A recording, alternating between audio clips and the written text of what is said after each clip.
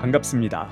어제는 일론 머스크 팟캐스트 내용을 다루느라 뉴스 정리를 하지 못했습니다. 그래서 오늘 어제 나온 뉴스와 함께 오늘 뉴스까지 합쳐서 함께 정리하겠습니다. 먼저 멤버 방송으로 일론 팟캐스트 주요 내용을 다루었는데 그 내용을 조금 더 정리한 편집 영상이 오늘 오후 7시에 올라갈 예정입니다. 이번 편집 방송 같은 경우에는 조금 편집에 신경도 많이 썼기 때문에 구독 및 알람 설정까지 하셔서 놓치지 않으시길 바랍니다. 네, 그럼 먼저 오늘 중요했던 FOMC 내용부터 다루겠습니다. 오늘 FOMC 기자회견이 진행이 되었고 여기서 파월 의장의 톤이 많이 바뀌게 되었습니다. 핵심 내용을 보게 되면 금융시장이 고금리, 긴축 환경에 영향을 받는다는 것을 인정하였습니다. 여전히 가능성이 열려있다. 불확실성이 높은 환경이기 때문에 무언가를 확실히 말할 수 없다라는 말을 유지하였지만 과거 같은 경우에는 금리를 한 번 더 올릴 수 있다라는 편향성이 존재하였는데 훨씬 더 중립적인 톤으로 바뀌었다는 것 역시 상당히 긍정적인 내용입니다. 그래서 시장에서도 이를 어떻게 받아들이는지를 보게 되면 이번 FOMC 회의에서 결정되는 기준금리 같은 경우 동결이 99.9%로 예상이 되었기 때문에 이 동결 자체는 크게 중요한 일이 아닌데 파월 의장의 톤이 훨씬 더 중립적으로 바뀌었다라는 점이 상당히 긍정적으로 영향을 주면서 다음 회의인 12월 13일 날 기준금리가 어제까지만 하더라도 동결 가능성이 68.89%였는데 이번 파월 의장 기자회견이 끝나고 난 다음에 77.52%로 올라가게 되었습니다. 거의 10% 가깝게 올라가며 훨씬 더 시장이 긍정적으로 파월 의장의 기자회견을 해석하였음을 볼 수 있습니다. 앞서 살펴보았던 사이버 트럭 영상도 다시 한번 보겠습니다. 이 영상을 보게 되면은 사이버 트럭이 크랩 워킹을 하고 있습니다. 약간 비스듬하게 오르막길을 올라가고 또 내려오는 모습을 볼 수 있습니다.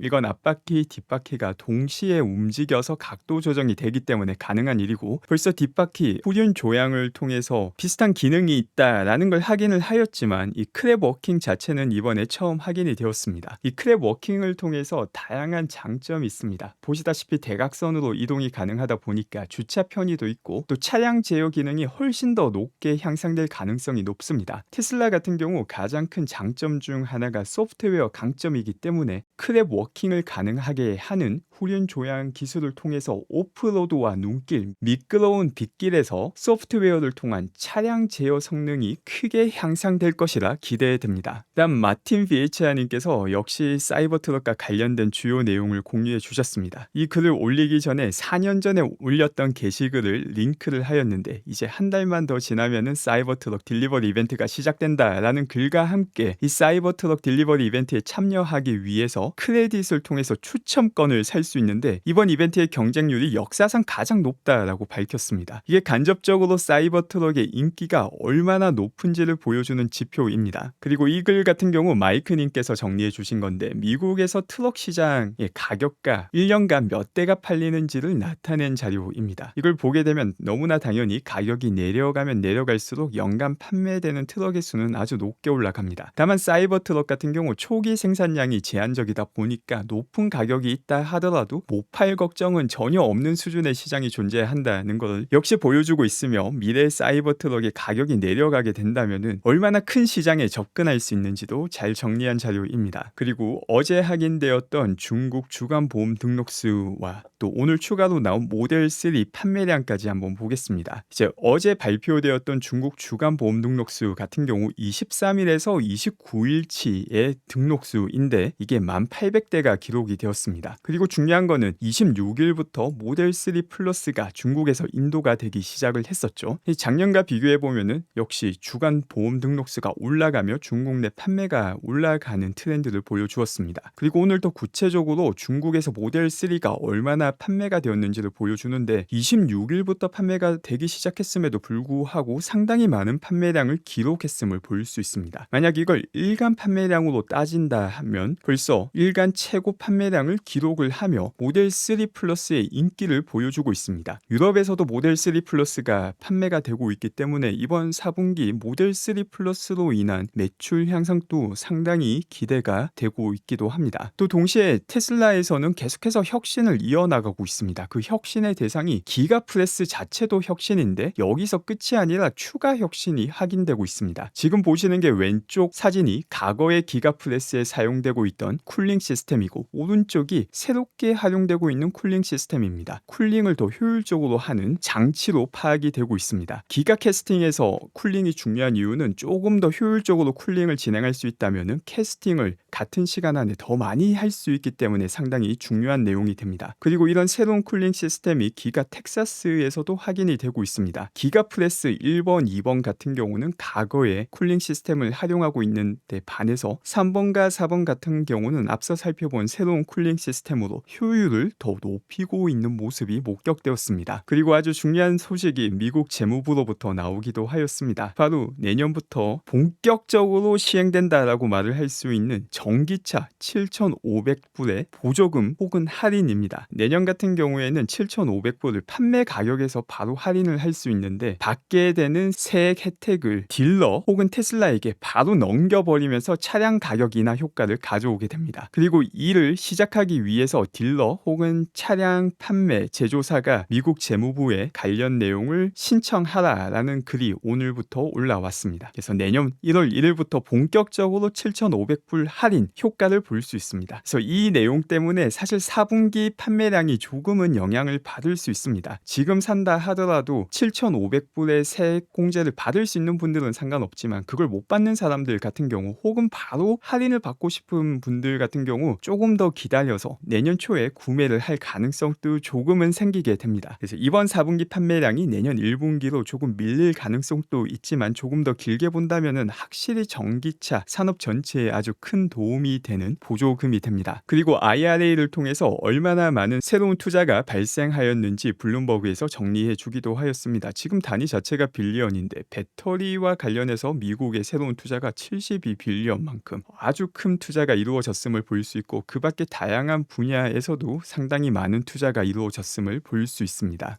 또 포드 같은 경우 얼마 전 테슬라로부터 구매하는 슈퍼차저를 12,000개에서 15,000개 이상으로 늘렸다라는 내용을 전해드리기도 했는데 여기에 더불어서 전기차 충전 스타트업을 새로 인수한다라는 내용을 발표하기도 하였습니다. 전기차로의 전환이 결코 쉽지 않은데 최소한 포드는 조금 더 진지하게 임하고 있구나라는 모습을 다시 한번 볼 수 있습니다. 또 그 밖에 NACS에 추가로 합류하는 기업이 나오기도 했습니다. 스바루가 새롭게 합류하였는데 사실상 NACS는 충전 표준이 되었기 때문에 이제 뭐 어떤 기업이 추가로 더 들어온다라는 사실 자체는 딱히 새롭거나 의미 있는 내용은 아닙니다. 그리고 앤드루 씨께서 재미난 정보를 공유해 주시기도 하셨습니다. 바로 전고체와 관련된 내용입니다. 토요타 같은 경우 전고체를 만든다라고 상당히 오랜 과거부터 이야기를 해왔고 미래에도 계속 만들 것이다 라고 이야기를 하고 있습니다. 이 드루 씨 같은 경우에는 테슬라 파워트레인과 에너지 엔지니어링에서 시니어 VP를 맡고 있으신 분이기 때문에 관련 내용에 대한 전문성을 가지고 계신 분입니다. 그래서 드루 씨가 전고체에 대해서 말을 하기를 이 전고체가 생각보다 효율이 낮을 수도 있다라는 발언을 합니다. 여기서 말하는 효율이란 같은 킬로와트당 얼마의 비용이 드는가인데 전고체에 사용되는 전해질 혹은 분리막에는 리튬이 들어가야 된다라고 설명하고 있습니다. 전고체가 아닌 일반 배터리 같은 경우에는 리튬이 전혀 필요 없는데 리튬이 필요 없던 부분에 추가로 리튬이 필요하기 때문에 킬로와트당 비용이 더 올라갈 수 있다라는 아주 흥미로운 관점을 공유해 주시기도 하였습니다. 또 그 밖에 스페이스X가 미국 우주방위군으로부터 1.23 빌리언 달러에 달하는 계약을 체결하였다라는 소식도 나왔습니다. 무려 10번의 발사 계약인데 1.23 빌리언이라는 또 이제 천문학적인 수치에 계약까지 맺는 쭉쭉 성장하는 모습을 볼 수 있습니다. 그리고 과거 제 채널에서도 다루었던 론 베런 씨, 장기 투자자들에게 너무나도 중요한 말씀을 많이 해주시는 분입니다. 론 베런 씨가 다시 한 번 더 인터뷰를 가지며 본인이 생각하는 테슬라에 대한 관점을 말을 합니다. 그리고 그 과정에서 테슬라의 시총이 4트릴리언 달러까지 올라갈 수 있다라고 말을 하였는데 이를 지금 시총과 비교해보면 한 6배 정도 올라가는 게 됩니다. 그래서 론 베런 씨가 어떤 발언을 하였는지도 같이 일부 확인해 보겠습니다. And why other people can't do the same thing.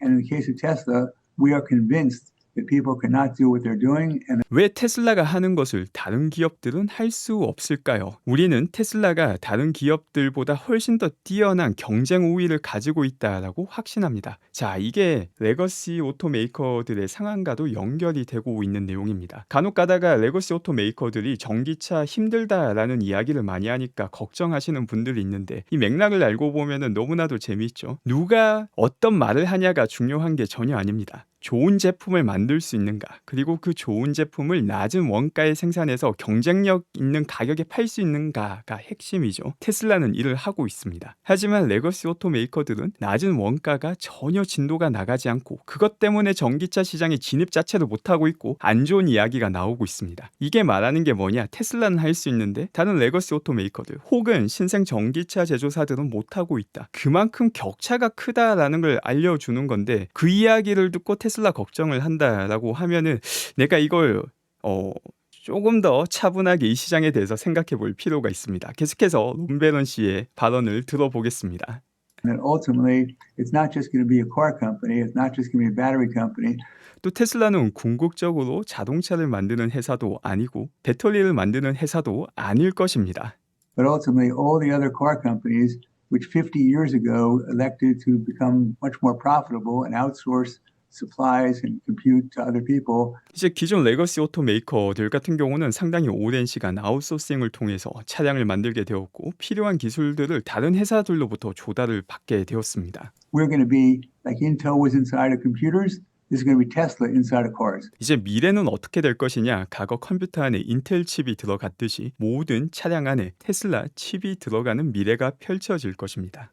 All the cars are going to be using Tesla autonomous driving. No one else can possibly compete. 모든 자동차들은 자율주행을 하게 될 것이고 테슬라와 이 자율주행에서 경쟁할 수 있는 기업은 없을 것입니다. 사실 롬베론 씨가 정말 관점 자체가 상당히 크신 분이죠. 그리고 이 큰 관점을 가지는 게 결코 쉽지 않습니다. 자, 그 다음에는 헐츠와 관련된 내용도 살펴보겠습니다. 이 헐츠와 관련된 내용을 보게 되면은 테슬라를 많이 구매하였는데 테슬라 때문에 비용이 많이 상승하였다. 특히 테슬라 차량이 데미지를 많이 입어서 비용 상승으로 수익이 하락하였다라는 기사가 더 벌지로부터 나왔습니다. 얼마 전에 제가 상관관계와 인과관계가 다르다라는 내용을 보여드리기 위해서 사용했던 자료입니다. 이게 실제 뉴욕에서 확인이 되었던 내용인데 아이스크림이 많이 판매가 될 때 강력범죄가 많이 발생한다라는 걸 보여주는 자료입니다. 이걸 보면은 상관관계는 분명 있는데 인과관계는 없다라는 건 상식적으로 너무나 간단합니다. 아이스크림 때문에 살인범죄가 더 발생한다, 말이 안 되는 소리죠. 너무 덥기 때문에 아이스크림도 많이 팔리고 강력범죄도 많이 발생한다라는 걸 쉽게 볼 수 있는데 요걸 조금만 비틀면은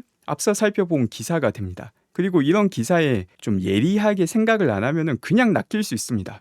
그러면은 테슬라를 가지고 있으면 비용이 더 많이 발생한다는 건가? 뭐 이런 생각을 할 수 있겠죠. 아이스크림 때문에 범죄 혹은 살인사건이 더 많이 일어나는 건가? 그 배후에 있는 게 무엇일까를 생각해보면 너무나 간단합니다. 헐츠에서 테슬라의 인기가 많기 때문입니다. 실제 테슬라를 훨씬 더 사람들이 많이 사용하고 관심이 많기 때문에 전기차를 사용해 본 적 없는 사람들 전부 다 한 번씩 타보고 싶어서 테슬라 차량을 신청을 하게 됩니다. 많이 사용되는 차량이다 보니 훨씬 더 사고 비율이 똑같다 하더라도 더 많이 사용되면 사고가 더 많이 나는 거죠. 근데 이 기사를 가지고 테슬라 때문에 손해를 봤다라고 해석을 하는 게 아이스크림 때문에 살인 범죄가 발생한다라는 것과 똑같은 내용이 되는 것입니다. 네, 오늘 제가 준비한 내용은 여기까지이고 함께 해주신 분들 모두 감사드립니다. 오늘도 좋은 하루 되시길 바랍니다.